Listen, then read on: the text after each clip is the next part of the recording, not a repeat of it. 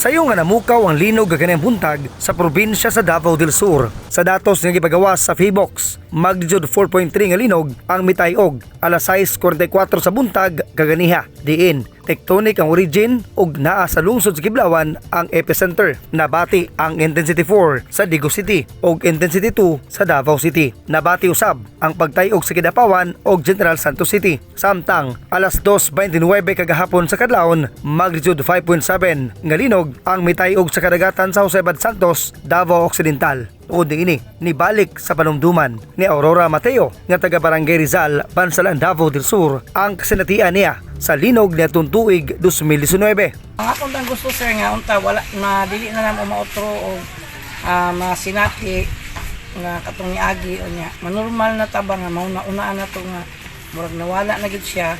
Kuyog ni Aurora ang iyang tulo ka apo sa ilang panimalay sa pagtayog sa linog o gibati og kabalaka basin mukusog ang pagtayog. Sa una sir kani akong balay siminto ni diri sa tubangan. Unya sa likod pud siminto tapos patong pinakakusog na jud nga linog nga las mo na jud to siya dito natumpag na jud siya. Maayo na lang kay nakadawat og ayuda si Aurora nga gikan sa DSWD. Hinungdan kana hinay-hinayan niya og paayo ang ilang balay. Daghan pa ang sama ni Aurora ang di makalimot sa kasanatian nga kalamidad hatod sa linog. Dili na to matag-an kung unsang orasa mutay-og ang yuta tungod sa mga paglinog. Pero angay na itong una-unaon na kinahanglan lamang ang presence of mind, duck, cover and hold, o ang importante mag-ampo kita sa itong labong makagahom aron maluwas kita sa disgrasya. Ronnie Junotero, Newsline Philippines, Province of Davao del Sur. Stay safe.